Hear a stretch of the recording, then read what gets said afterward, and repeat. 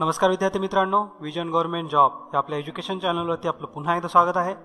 आज आपण आपल्या देशातील काही महत्त्वाच्या चालू घडामोडी बघतोय. याच्या आधी आपण महत्त्वाचे व्यक्ती बघितलेत, त्यानंतर आपण महाराष्ट्रातल्या घडामोडी बघितल्या आणि आता आपण देशातल्या घडामोडी बघतोय. तर हे अतिशय महत्त्वाचं लेक्चर तुमच्या एक्झामसाठी. आता परीक्षेला फार कमी दिवस राहिलेत, तर या पेपरला तुम्हाला हे लेक्चर कामी पडणारच आहे. आणि त्याचबरोबर जे तुमची राज्यसेवा आहे पुढच्या महिन्यामध्ये, तर त्यावेळेस सुद्धा हे लेक्चर तुम्हाला कामीच पडेल. ओके, तर लेक्चर व्यवस्थित लक्ष देऊन बघा आणि याच्यातले सगळे पॉईंट महत्त्वाचे आहेत आणि नोट डाऊन पण करा. ओके, तर वेळ न वाया घालवता आपण लेक्चरची सुरुवात करूया. तर आपण या लेक्चरची सुरुवात एका महत्त्वाच्या घटनेपासून करतोय आणि ते म्हणजे 14वे प्रवास भारतीय दिवस संमेलन. तर ते कुठं झालं, त्याचे अतिथी कोण होते आणि त्याच्यामध्ये घडलेल्या काय काय घटना आहेत या सगळ्या आपण बघू. तर हे जे प्रवासी भारत दिवस संमेलन होतं हे 14वं होतं. 2003 पासून हे म्हणजे साजरा करण्याला सुरुवात झाली. तर हे 14वं जे होतं हे बेंगलोरमध्ये सेलिब्रेट झालं. म्हणजे प्रवासी भारतीय दिवस संमेलन बेंगलोरमध्ये झालं. 7 जानेवारी ते 9 जानेवारी हे 3 दिवस चाललं. तुम्हाला माहिती असेल 9 जानेवारीला प्रवासी भारतीय दिवस म्हणतात आणि 9 जानेवारीला याचा आपण शेवट केलेला या संमेलनाचा. तर याचे प्रमुख अतिथी होते, त्यांचं नाव आहे अँटोनियो कोस्टा. तर हे पोर्तुगालचे पंतप्रधान आहेत. तर पोर्तुगालचे पंतप्रधान हे प्रमुख अतिथी होते. आपले प्रधानमंत्री नरेंद्र मोदीसुद्धा होते, राष्ट्रपतीसुद्धा होते, कर्नाटकचे मुख्यमंत्री होते, महाराष्ट्राचे मुख्यमंत्री होते, सगळेजण उपस्थित होते या संमेलनामध्ये. भारताबाहेर राहणारे 6,000 नागरिकसुद्धा या संमेलनाला उपस्थित होते. हे विशेष आहे, 6,000 भारतीयसुद्धा आले होते बाहेर राहणारे. ओके, आणि एक व्यक्ती आहे त्यांचं नाव आहे सूरज सदान. हे चित्रकार आहेत. तर हे सुद्धा उपस्थित होते. हे प्रत्येक संमेलनाला उपस्थित असतात. यांचं महत्त्वाचं कारण त्यांनी एक चित्र काढलं होतं महात्मा गांधीजींचं आणि ते चित्र युनेस्कोने वेगवेगळ्या अशा 10 भाषांमध्ये पोस्टल स्टॅम्प म्हणून छापलं. तर हे महत्त्वाचं आहे. युनेस्कोने स्वतः त्यांचं चित्र छापलं होतं वेगवेगळ्या 10 भाषांच्या पोस्टल स्टॅम्प्समध्ये. तर महत्त्वाचं आहे, त्यांचं नाव आहे सूरज सदान. हे चित्रकार आहेत. ओके, आणि 9 जानेवारी म्हणजे प्रवासी भारतीय दिवसाच्या दिवशी राष्ट्रपतींनी 30 जणांना प्रवासी भारतीय पुरस्काराने सन्मानित केले. ओके, 30 जणांना. हे पण महत्त्वाचं आहे. स्थलांतर करण्याची जर आकडेवारी बघितली आपण, म्हणजे वेगवेगळे आपल्या राज्यांमधून बाहेर जाणारे किती जण आहेत, म्हणजे कुठल्या राज्यामधले सगळ्यात जास्त बाहेर जातात, भारताच्या बाहेर जातात, तर त्याच्यामध्ये सगळ्यात पहिला क्रमांक लागतो उत्तर प्रदेशचा, त्यानंतर बिहारचा. म्हणजे हे उत्तर प्रदेशवाले आणि बिहारवाले फक्त महाराष्ट्रामध्येच येत नाहीत, तर ते आपल्या देशाबाहेर सुद्धा जातात. ओके, आपण त्यांच्याकडून पण काहीतरी शिकलं पाहिजे. त्यानंतर बंगाल, त्यानंतर पंजाब आणि मग राजस्थान. म्हणजे पहिल्या 5 मध्ये आपल्या महाराष्ट्राचं नाव नाही आहे. म्हणजे महाराष्ट्रातली मुलं हे बाहेर फॉरेनमध्ये जॉब करत नाहीत किंवा करतात बरेच जण, पण पहिल्या 5 मध्ये नाही आहेत. ओके, तर आपण इथं पण टॉपमध्ये नाही आहे. काही अजून घटना घडल्यात त्या पण महत्त्वाच्या आहेत, त्या पण बघू आपण. तर जर 2015पर्यंतची जर आकडेवारी बघितली तर आत्तापर्यंत 28 लाख भारतीय हे स्थलांतरित झाले आहेत. ते UAE मोस्टली जातात. तर 2015पर्यंत 28 लाख हे जगातलं 2ऱ्या क्रमांकाचं स्थलांतर आहे. सगळ्यात जास्त स्थलांतर हे मेक्सिकोमधून अमेरिकेमध्ये होतं. त्याच्यामुळंच डोनाल्ड ट्रम्प ते मेक्सिकोच्या नावाने ओरडत राहतात नेहमी. तर मेक्सिकोमधून येणारे आता प्रवासी बंद करून टाकू वगैरे वगैरे चालू असतं त्यांचं. आणि त्यांच्या बोलण्यावरूनच ते इलेक्शन वगैरे जिंकले असतील. तर ते जाऊ दे, आता आपलं ते मुद्दा नाही आहे सध्याचा. तर 2003 पासून हा प्रवासी भारतीय दिवस साजरा केला जातो. हा परराष्ट्र मंत्रालयाद्वारे साजरा केला जातो दरवर्षी. ॲक्च्युली दरवर्षी नाही केला जात. 2015पर्यंत तो दरवर्षी व्हायचा. मात्र 2016मध्ये असं ठरवण्यात आलं की आता तो 2 वर्षातून केला जाईल. म्हणजे 2003 ते 2015 असे 13 व्यवस्थित संमेलनं होत होते दरवर्षी. त्यानंतर आता डायरेक्टली 2017मध्ये झालं आणि जे पुढचं होईल ते डायरेक्ट 2019मध्ये होईल. तर 2017मधलं आपल्याला माहिती आहे बेंगलोरमध्ये झालं आहे. विचारू शकतात एक्झाममध्ये की 2015मध्ये कुठं झालं होतं किंवा 2003मधलं कुठं झालं होतं, म्हणजे पहिलं आणि लास्टचं. तर पहिलं 2003मधलं हे दिल्लीमध्ये झालं होतं आणि 2015मधलं गांधीनगरमध्ये झालं होतं, गुजरात. ओके, तर एवढे पॉईंट होते या क्वेश्चन किंवा हे जे न्यूज आहे आपली ह्याच्यावरती बरेच क्वेश्चन बनू शकतात. तर आपण सगळे कव्हर केलेत. पुढची न्यूज बघू आपण. हा पण महत्त्वाचा पॉईंट आहे. ह्याच्यामध्ये आपण भारतीय विज्ञान काँग्रेसबद्दल माहिती जाणून घेऊ. तर ही भारतीय विज्ञान काँग्रेस ही 104वी झाली आहे. 3 ते 5 जानेवारी दरम्यान झाली होती. 3 ते 5 जानेवारी 2017च्या या दरम्यान झाली. तिरुपती येथे झाली होती आणि तिरुपतीमध्ये दुसऱ्यांदा झाली आहे. ही कितवी आहे हे महत्त्वाचं आहे. 104वी आहे ही. इंडियन सायन्स काँग्रेस असोसिएशनतर्फे याचं आयोजन केलं जातं दरवर्षी. त्याचं उद्घाटन स्वतः प्रधानमंत्री नरेंद्र मोदी यांच्या हस्ते करण्यात आलं होतं. आणि याची थीम महत्त्वाची आहे. म्हणजे थीम म्हणजे तुम्ही त्याला ब्रीदवाक्यसुद्धा म्हणू शकता. तर त्याची थीम आहे राष्ट्रीय विकासासाठी विज्ञान व तंत्रज्ञान. तर याच्यामध्ये तुम्हाला लक्षात ठेवायचं आहे भारतीय विज्ञान काँग्रेस ही कितवी होती, 104 कुठं झाली आहे तर तिरुपतीमध्ये. आणि याची थीम काय होती तर राष्ट्रीय विकासासाठी विज्ञान व तंत्रज्ञान. ओके, पुढचा पॉईंट बघू आपण. प्रधानमंत्री गरीब कल्याण योजना. तर ही जी योजना आहे ही 16 डिसेंबर 2016 ते 31 मार्च 2017 पर्यंत अंमलात राहणार आहे.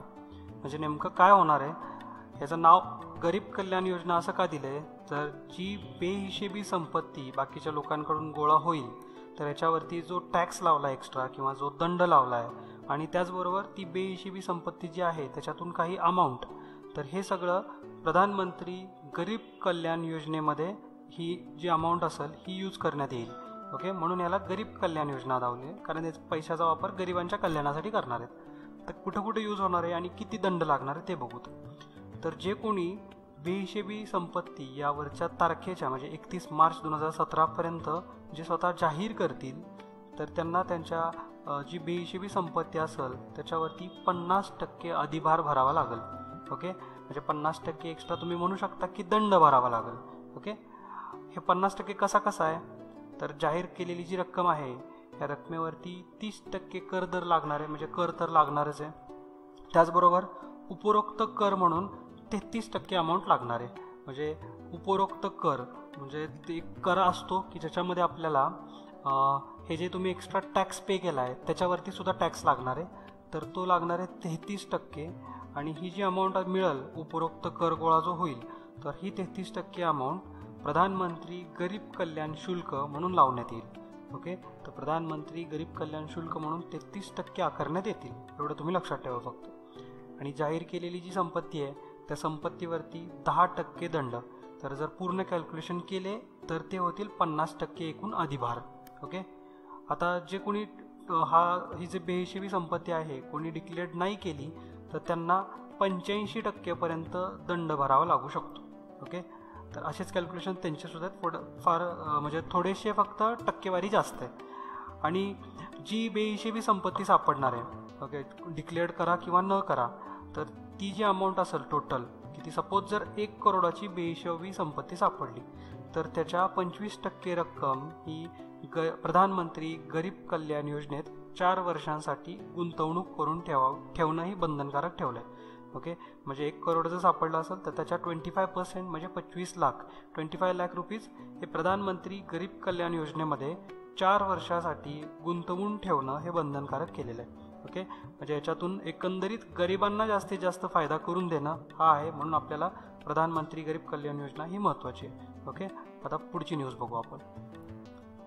रिसेंटलीच केंद्रीय सांख्यिकी कार्यालयाने आपल्या GDP ग्रोथ काय आहे 2016-17ची ती डिक्लेअर केली आहे. तर 2016-17मध्ये जो आपला विकास दर राहील हा 7.1% राहील असं सांगितलं आहे. तोच 2015-16मध्ये याच केंद्रीय सांख्यिकी कार्यालयानं 7.7% राहील असा सांगितला होता.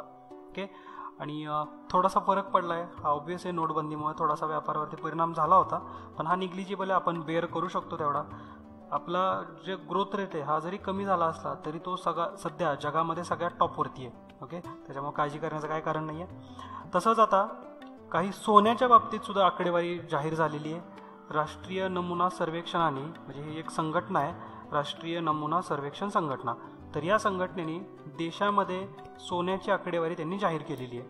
म्हणजे कुठल्या राज्यामध्ये, ग्रामीण भागामध्ये प्रत्येक कुटुंबाकडं ऑन ॲव्हरेज किती सोनं आहे आणि त्याचप्रमाणे शहरी भागामध्ये प्रत्येक राज्यामध्ये किती रुपयाचं सोनं आहे ऑन अन ॲव्हरेज प्रत्येक फॅमिलीकडं.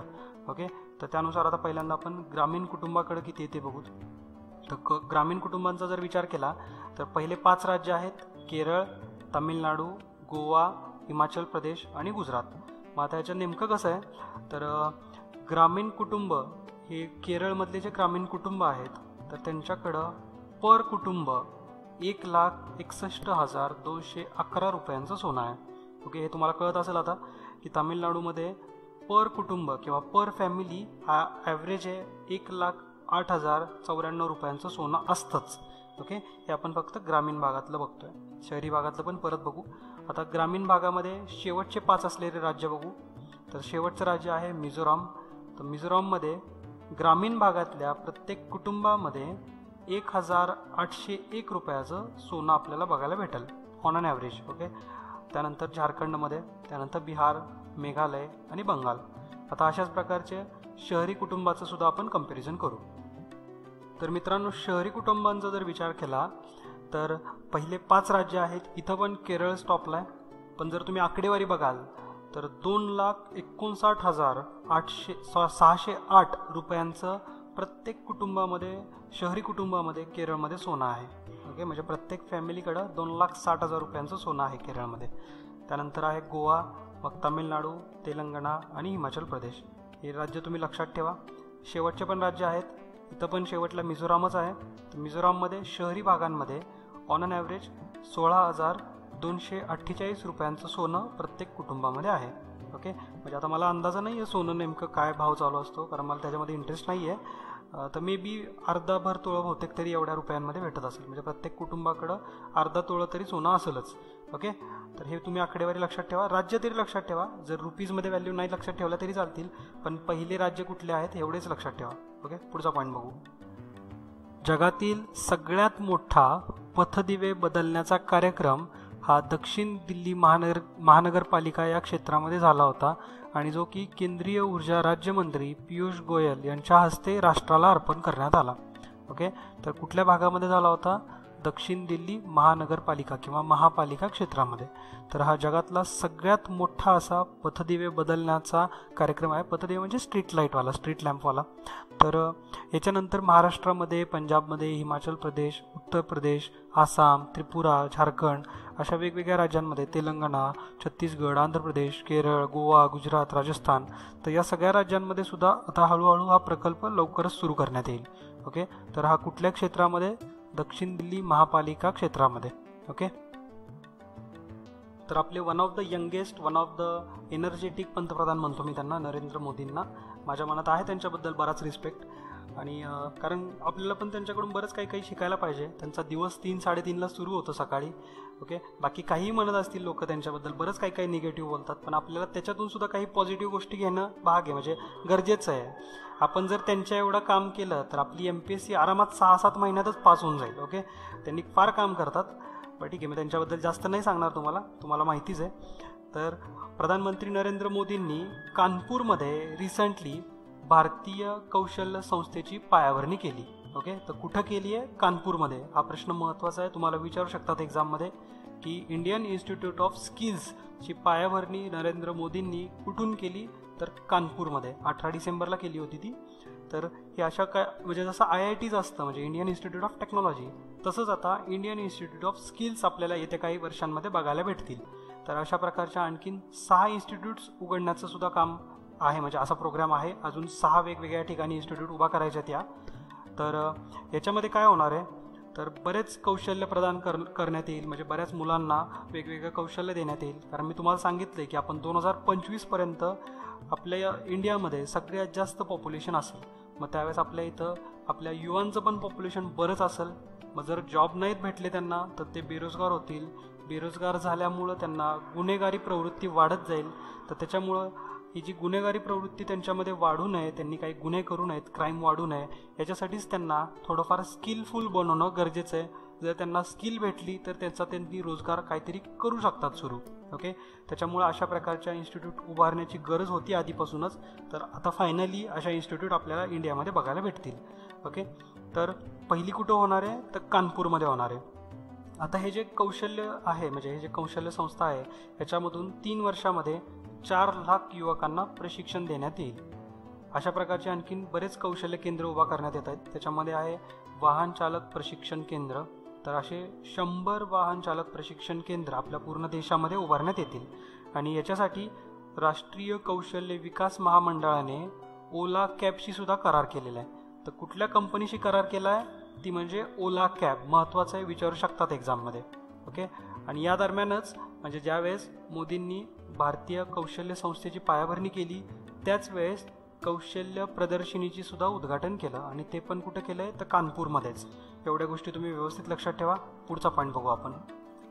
हा तुमच्या इकॉनॉमीशी रिलेटेड प्रश्न आहे. एक्झाममध्ये इकॉनॉमीमध्ये येऊ शकतो असा की भारतीय अर्थव्यवस्थेबद्दल काही रँकिंग आहे ही.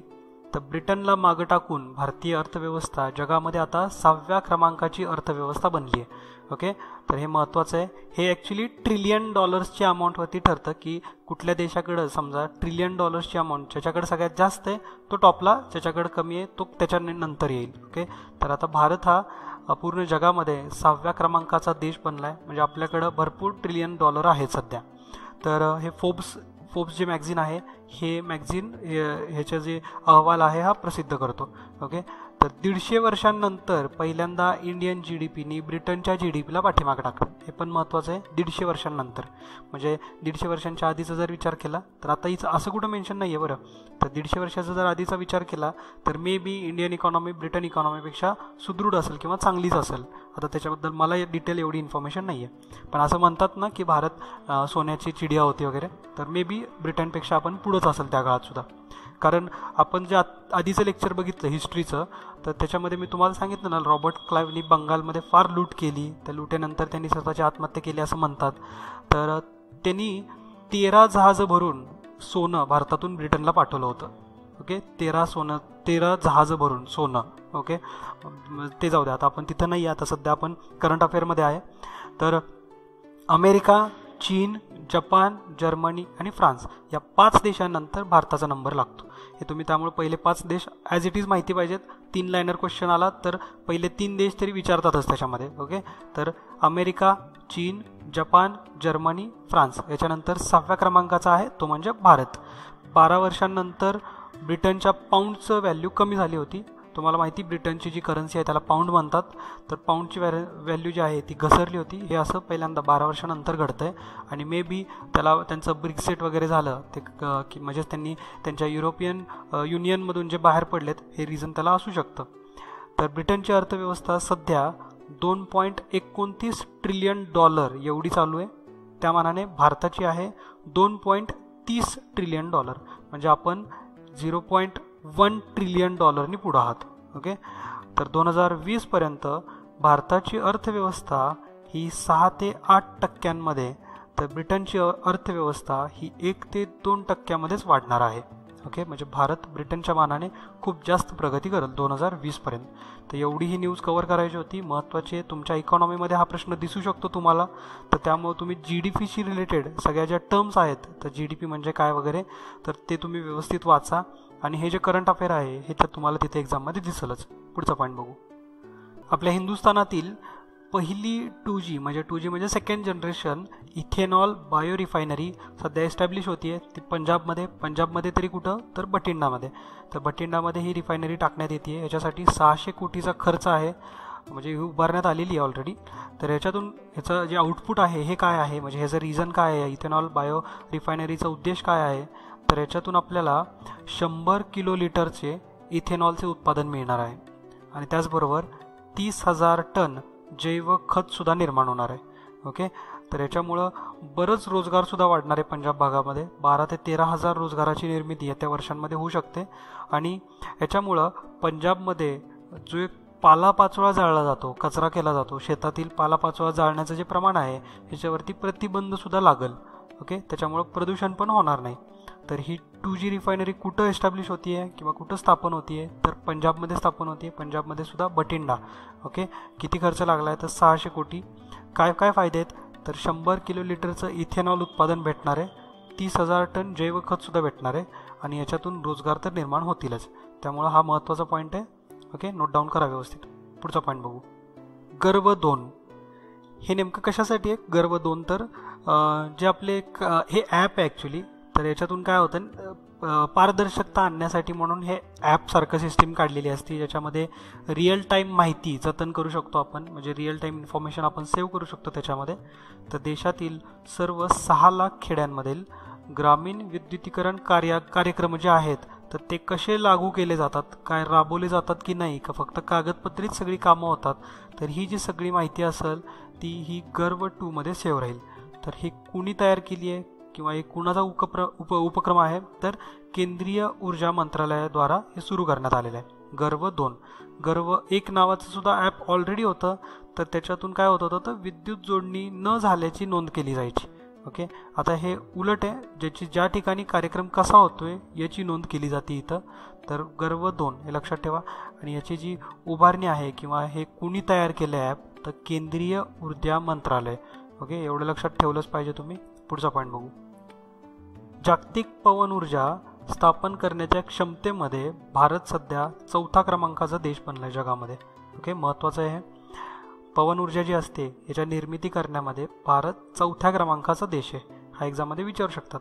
तर जगातील पवन ऊर्जेच्या परिषदेने हे प्रकाशित केलेलं आहे. 2015 भारताची जी पवन ऊर्जा होती, म्हणजे जी पवन ऊर्जा निर्माण करण्याची जी क्षमता होती ती होती 25,088 मेगावॉट.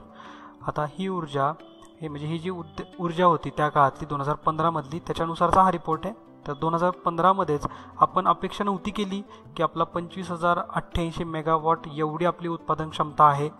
ही जी अपेक्षेपेक्षा 44% जास्त आहे. ओके, आणि 1 नंबरचा देश ऑब्व्हियसली चीनच असणार आहे. टेक्नॉलॉजीमध्ये फार डेव्हलप झाला आहे चीन सध्या. तर चीनची कॅपॅसिटी आणि आपली कॅपॅसिटी जर बघाल तर आपल्याला खरंच वाटेल की आपण त्याच्या मानाने काहीच नाही आहे, तरीसुद्धा आपण जगामध्ये 4थ्या क्रमांकाला आहे. तर चीनची कॅपॅसिटी आहे 1,45,362 मेगावॉट एवढी. ओके, त्या मानाने भारताची 25,088 आहे फक्त. अमेरिकेची आहे त्यानंतर, ती आहे 74,471 मेगावॉट. त्यानंतर आहे जर्मनी 44,974. ओके, आणि मग आपला भारत. म्हणजे चीन, अमेरिका, जर्मनी आणि भारत हे 4 क्रमवारीने लक्षात ठेवा. पुढचा पॉईंट बघू. सर्वोच्च मार्गिका विकास संस्थेला आपल्या केंद्र शासनाकडून मान्यता भेटली आहे. म्हणजे नेमकं काय आहे, तर हे इंडस्ट्रीयल कॉरिडॉर सारखं आहे. कॉरिडॉर म्हणजे काय, तर रस्ता. तर दिल्ली टू मुंबई जॉईन करण्यासाठी एक जो रस्ता टाकतील, हायवे टाकतील, तर तिथून फक्त इंडस्ट्रीयल वाहतूक होत राहील. तर याला म्हणायचं इंडस्ट्रीयल कॉरिडॉर. तर दिल्ली मुंबई इंडस्ट्रीयल कॉरिडॉर याचं नामांकन त्यांनी चेंज केलं, म्हणजे याचं नाव बदललं आणि ते ठेवलं आहे राष्ट्रीय औद्योगिक मार्गिका. ओके, आणि याच्याकडे विकासाचं आले अंमलबजावणीचं हे दोन्ही काम या ट्रस्टकडे असेल आणि ही सर्वोच्च मार्गिका विकास संस्था म्हणून कार्य करेल. ओके, म्हणजेच दिल्ली मुंबई इंडस्ट्रीयल कॉरिडॉर याचं नाव चेंज करून या ट्रस्टचं नाव चेंज करून आता झालं आहे राष्ट्रीय औद्योगिक मार्गिका विकास. आणि हे काय काम करणार आहे, तर सर्वोच्च मार्गिका विकास संस्थेचं कार्य करणार आहे. त्याला त्या सर्वोच्च मार्गिका विकास संस्थेचा दर्जा देण्यात आला आहे. तर हे महत्त्वाचं आहे. अशा प्रकारच्या 5 मार्गिका आपल्या देशामध्ये करणार आहेत. त्या ते टोटल 15 राज्यांमधून जाणार आहेत. ओके, तर 15 राज्यांमधून एकूण 5 या नवीन अशा कॉरिडॉर्स बनवण्यात येतील. त्याच्यामध्ये सगळ्यात पहिला आहे तो म्हणजे दिल्ली टू मुंबई, त्यानंतर आहे बेंगलोर मुंबई, त्यानंतर चेन्नई बेंगलोर, आणि चौथा आहे विशाखापट्टणम टू चेन्नई, आणि 5वा आहे अमृतसर टू कोलकाता. ओके, तर कुठले कुठले इंडस्ट्रीयल कॉरिडॉर आहेत तुम्हाला क्रमाने माहिती पाहिजेत. पहिला आहे दिल्ली मुंबई, त्यानंतर आहे बेंगलोर आणि मुंबई, चेन्नई मुंबई, विशाखापट्टणम टू चेन्नई आणि अमृतसर टू कोलकाता. तर ही नावं तुम्ही लक्षात ठेवा. या मार्गिकांवरतीच प्रश्न विचारू शकतात एक्झाममध्ये. आणि हा तुमच्या रोडशी रिलेटेड आहे, त्याच्यामुळे आणखीन महत्त्वाचं आहे, जॉग्रफीमध्ये सुद्धा विचारू शकतात. पुढचा पॉईंट बघू. केन बेटवा नदीजोड प्रकल्पाला आपल्या राष्ट्रीय वन्यजीवन मंडळानं परवानगी दिली. ही आपण न्यूज बघितली आहे. आपण केन बेटवावरती एक स्पेशल लेक्चर बघितलं आहे, तिथं सगळ्या गोष्टी कव्हर केल्यात. ओके, ज्यांनी कोणी बघितलेलं नाही आहे ते व्यवस्थित लेक्चर बघा, त्याच्यातून यावर्षी प्रश्न येऊ शकतात. आणि आणखीन एक छोटीशी एक न्यूज आहे, ती म्हणजे भीम ॲपशी रिलेटेड. भीम ॲपशी रिलेटेड जास्त काही येणार नाही आहे, फक्त भीम ॲपशी रिलेटेड त्याचा लॉंग फॉर्म मे बी विचारला तर विचारू शकतात. कारण नोटबंदीशी रिलेटेड अशा म्हणजे न्यूज विचारणं काय म्हणून प्रश्न विचारणार हे थोडंसं अवघड आहे. नोटबंदीशी रिलेटेड बऱ्याच गोष्टी झाल्यात, पण प्रश्न काय विचारायचं हे नेमकं थोडंसं कन्फ्युजिंग आहे. तर त्याच्यामुळे विचारलं तर विचारू शकतात की भीम ॲपचं लॉन्च कुणी केलं, भीम ॲपचा लॉंग फॉर्म काय आहे. तर आता मी तुम्हाला लॉंग फॉर्म नाही सांगत, ज्यांना कुणाला माहिती आहे त्यांनी कमेंट बॉक्समध्ये मेन्शन करा. ओके, पुढची न्यूज बघू. ओडिशा सरकारने एक स्कीम लॉन्च केली आणि त्या स्कीमचं नाव आहे बिजू शिशु योजना, बिजू शिशु सुरक्षा योजना. तर या योजनेअंतर्गत काय होणार आहे, तर जे अनाथ आश्रमातले अशी मुलं आहेत त्यांचं संगोपन करणार आहेत, आणि ज्यांना HIV बाधित मुलं आहेत अशांचं पण संगोपन करणार. Okay, government. तर गव्हर्नमेंट या संगोपन करणार म्हणजे नेमकं काय करणार आहे, तर त्यांचं भविष्य जे सुरक्षित करण्यासाठी काही योजना आखल, त्याच्या अंतर्गत काही स्कीम्स देईल, शिक्षणाला प्रोत्साहन देईल, उच्च शिक्षण घेण्यासाठी प्रोत्साहन देईल. तर मुलींना या योजनेअंतर्गत 18 वर्ष पूर्ण होईपर्यंत त्यांच्या जे सुकन्या समृद्धी योजना जे खातं असेल तर त्या खात्यामध्ये दरवर्षी ओडिशा राज्य सरकारकडून 1,000 रुपये जमा केले जातील. ओके. आणि प्रत्येक जिल्ह्यातील टॉप 3 विद्यार्थ्यांना शिष्यवृत्ती दिली जाईल. प्रत्येक म्हणजे एक HSC लेवलला, SSC लेवलला जे जिल्ह्यामध्ये टॉप 3 असतील तर अशा सगळ्यांनाच शिष्यवृत्त्या देण्यात येईल. त्याचबरोबर जे SSC परीक्षा पास होतील तर अशा प्रत्येक पास होणाऱ्या विद्यार्थ्याला सुद्धा 20,000 रुपयांचं बक्षीस दिलं जाईल. ओके. त्याच्यामुळे हे महत्त्वाची स्कीम आहे, शिक्षणाला प्रोत्साहन देण्यासाठी आहे. आता हा HIV पॉझिटिव्ह जे मुलं असतील ते HSCमध्ये पास झाले तर त्यांना 20,000. ओके. असं नाही की प्रत्येक मुलाला 20,000. आपल्या इथं जर तसं करायचं झालं तर दिवाळखोरच होईल सरकार. ओके. प्रत्येक मुलाला नाही आहे, जो HIV बाधित आहे किंवा जो अनाथ आश्रमामध्ये राहतो किंवा बाल आश्रमामध्ये राहतो वगैरे, तर अशा विद्यार्थ्यांना तो HSC पास झाल्यानंतर त्याला 20,000 रुपये शिष्यवृत्ती देण्यात येईल. ओके. नीट एक्झाम जी आहे म्हणजेच NEET national eligibility entrance test, तर ही एंट्रान्स टेस्ट आता 8 भाषांमध्ये घेतली जाणार आहे. ओके. 8 भाषांमध्ये. हे पण महत्त्वाचं आहे. न्यूजमध्ये होती फार नीट याच्यावरती वाद चालू होता, चर्चा चालू होती वेगवेगळ्या, की केंद्र सरकार याच्यावरती हक्क दाखवणार की राज्य सरकार वगैरे, तर असं काही काही चालू होतं. तर त्याच्यामुळे हा एक्झाममध्ये प्रश्न बनू शकतो तुमचा. नीटचा लॉंग फॉर्म पण तुम्हाला माहिती पाहिजे. आणि ही जी टेस्ट असते ही कशासाठी असते तर मेडिकल फील्डमध्ये शिरण्यासाठी, म्हणजे वैद्यकीय अभ्यासक्रमासाठीची राष्ट्रीय पातळीची प्रवेश परीक्षा आहे ही. त्याचबरोबर ह्याच्यामध्ये जे 8 भाषा आहेत ह्या पण महत्त्वाच्या आहेत. 2017-18 पासून टेस्ट घेण्यात येईल 8 भाषांमध्ये. कुठल्या 8 भाषांमध्ये तर हिंदी, मराठी, इंग्रजी, गुजराती, बंगाली, आसामी, तेलुगू आणि तमिळ. तर या 8 भाषांमध्ये आता ही परीक्षा घेण्यात येईल, 2017-18ची परीक्षा. ओके. तरी लक्षात ठेवा कुठल्या भाषा आहेत. हिंदी आहे, मराठी आहे, इंग्रजी, गुजराती, बंगाली, आसामी, तेलुगू, तमिळ. ओके. पुढचा पॉईंट बघू. अग्नी 5 पण आपण रिसेंटलीच टेस्ट केलं. तर अग्नी 5ची चाचणीसुद्धा यशस्वी झाली आणि 5,000 किलोमीटर या अग्नी जे 5 आहे याची रेंज आहे 5,000 किलोमीटर. पहिली गोष्ट तर अग्नी 5 हे काय आहे तर मिसाईल आहे. ओके. तरी कुठल्या कॅटेगरीमधलं मिसाईल आहे तर त्याला IRBM म्हणतात, म्हणजेच इंटरमिडिएट रेंज बॅलिस्टिक मिसाईल. तर या कॅटेगरीमधलं हे मिसाईल आहे, याची रेंज आहे 5,000 किलोमीटर. जमिनीवरून जमिनीकडं हे मारा करू शकतं, म्हणजे सरफेस टू सरफेस, S2S म्हणतात त्याला. आता जर मला वेळ भेटला तर नक्कीच मी या मिसाईल जे कॅटेगरी आहे आपली अग्नीमध्ये बऱ्याच आहेत, 1 to 5 आहेत, तर या सगळ्यांबद्दल एक लेक्चर बनवाल मी जर वेळ भेटला तर. आता तुमच्या परीक्षेला फार कमी दिवस राहिलेत, तर परीक्षा झाल्यावर तरी बनवाल किंवा बनवायचं असेल तर परीक्षेच्या 1-2 दिवस आधी बनवाल. ओके. पुढचा पॉईंट बघू.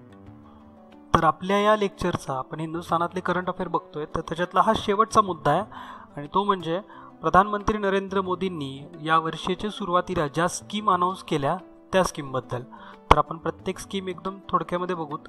तर योजनेची सुरुवात त्यांनी केली होती की आवास योजनेपासून, म्हणजे आवास योजना त्यांनी डिक्लेअर केली आणि त्याच्यामध्ये काय सवलती आहेत, ग्रामीण भागामध्ये काय आहेत आणि शहरी भागामध्ये काय आहेत हे सांगायला सुरुवात केली. तर ग्रामीण भागामध्ये जर 2 लाख रुपयांपर्यंतचं जर कर्ज काढलं असेल तर त्या कर्जावरती 3% जे व्याजदर असेल त्याच्यामध्ये सूट भेटणार. ओके. जर ग्रामीण भागामध्ये जर तुम्ही असाल आणि 2 लाखांपर्यंतचं घर रिपेअरिंगसाठी किंवा कन्स्ट्रक्शन करण्यासाठी 2 लाख रुपयांच्या आतील जर कर्ज काढला असेल तर तुमच्या जे व्याजदर असेल याच्यामध्ये 3% सवलत तुम्हाला भेटेल. आणि तेच शहरी भागांमध्ये थोडीशी अमाऊंट जास्त आहे, कारण शहरांमध्ये घरं थोडीशी महाग आहेत. तर शहरी भागामध्ये जर 9 लाख रुपयांपर्यंतचं जर कर्ज काढलं असेल तर त्याला 4% सवलत भेटू शकते व्याजदरामध्ये. आणि जर 12 लाख रुपयांपर्यंतचं जर कर्ज काढलं असेल तर 3% व्याजदरामध्ये सवलत भेटणार. ओके. पुढची एक योजना काढली होती आणि ती म्हणजे लघु उद्योगांसाठी एक स्कीम अनाऊन्स केली आणि ती म्हणजे जे कॅश क्रेडिट मर्यादा आहे. ओके. जी स्मॉल स्केल इंडस्ट्रीजसाठी कॅश क्रेडिट मर्यादा आहे ही 20%वरून 25% करण्यात आली. म्हणजे कॅश क्रेडिट मर्यादा ही कमी होती, आधी 20%च होती, आता ती 25% करण्यात आली, वाढवली आहे. म्हणजे ज्याच्यातून 1 कोटीचं ज्या लोन भेटायचं आधी तर ते आता 2 कोटीपर्यंत भेटू शकतं. 1 करोडच्या ऐवजी आता 2 करोड. हे लक्षात ठेवा, विचारू शकतात. पुढची एक स्कीम अनाऊन्स केली होती आणि ती म्हणजे गर्भवती महिलांसाठी केली होती. तर लॅक्टेटिंग म्हणजे त्यांच्या प्रसूतीसाठी वगैरे आणि पौष्टिक आहार भेटावा म्हणून गव्हर्मेंट अशा महिलांच्या, अशा गर्भवती महिलांच्या बँक अकाउंटवरती म्हणजे जनधन अकाउंटवरती आधार कार्ड थ्रू 6,000 रुपये मदत देत जातील. ओके, तर हा पण एक चांगला इनिशिएटिव्ह आहे, कारण बऱ्याच ठिकाणी फक्त पैसे नसतात, त्याच्यामुळे त्या महिला पौष्टिक आहार घेऊ शकत नाहीत आणि त्याच्यामुळे जे मूल जन्माला येतं ते थोडंसं कुपोषित जन्माला येतं, मग त्याच्यामुळं लवकर मृत्यू होणं, आजारी पडणं हा प्रकार होतो. तर आता हे 6,000 रुपयाची तरी गव्हर्नमेंट मदत करते आहे, त्याच्यामुळं बऱ्याच काही आपल्याला रिझल्ट ह्याचे चांगले भेटू शकतात. पुढची एक स्कीम अनाऊन्स केली होती आणि ती म्हणजे ज्येष्ठ नागरिकांसाठी केली होती. तर ज्येष्ठ नागरिकांनी जर 7.5 लाख रुपयांचा जर FD काढला 10 वर्षांसाठी, तर त्यांना 8% व्याजदराने दर महिन्याला ही रक्कम देणार. ओके, म्हणजे 10 वर्षांसाठी 7.5 लाख रुपये FD म्हणजे फिक्स डिपॉझिट म्हणून ठेवले असतील, तर 10 वर्ष कंप्लीट झाल्यानंतर ती जी व्याज त्याच्यावरती जे रक्कम आहे त्याच्यावरती 8% व्याजदर भेटणार आणि ती रक्कम त्यांना दर महिन्याला भेटत राहील. ओके, म्हणजे पेन्शन सुरू झाल्यासारखंच ज्येष्ठ नागरिकांसाठी ही स्कीम होती. तर आपण बऱ्यापैकी आपल्या देशातल्या या घडामोडी घडल्यात, तर या कव्हर केल्यात. तुम्हाला याच्यावरती सुद्धा एक्झाममध्ये प्रश्न बऱ्यापैकी दिसू शकतात. आता मी ज्यावेळेस फेब्रुवारी मंथवरती एक स्पेशल लेक्चर बनवल, आता हे 3 ते 4 दिवसानंतर तुमच्यापर्यंत पोचल, फक्त फेब्रुवारी मंथ असेल, तर परीक्षेला जायच्या आधी तो मंथसुद्धा व्यवस्थित बघून जा, एक्झाममध्ये त्याच्यावरती सुद्धा प्रश्न येणारच. आणि आत्तापर्यंत आपण जेवढे लेक्चर अपलोड केलेत या पूर्ण चॅनलवरती, आपण एक 60 ते 65 आय थिंक लेक्चर अपलोड केलेत, तर ते सगळे एकदा व्यवस्थित रिवाईज करा, शांतपणे बघा, कारण कॉल लेटरसुद्धा आलेले आहेत. तर बरेच जण म्हणत होते की परीक्षा कॅन्सल होती की काय वगैरे, तर असं काही नसतं, कॉल लेटर आलेत. आता तुम्ही व्यवस्थित ते बघा आणि त्या दृष्टीने ते सगळे लेक्चर एकदा बघा आणि त्याच्यातून व्यवस्थित एकदा रिव्हिजन करून घ्या आणि सिक्वेन्सनी बघा. म्हणजे एकदम जो पहिला लेक्चर अपलोड केलं होतं तिथून सुरुवात करा, म्हणजे आय थिंक करंट अफेअर्सचे बनवले होते, तर तिथून सुरुवात करा आणि आत्तापर्यंतचे लेक्चर बघा. ओके, तर भेटूया पुढच्या एका लेक्चरमध्ये. तोपर्यंत जय हिंद, जय महाराष्ट्र, धन्यवाद.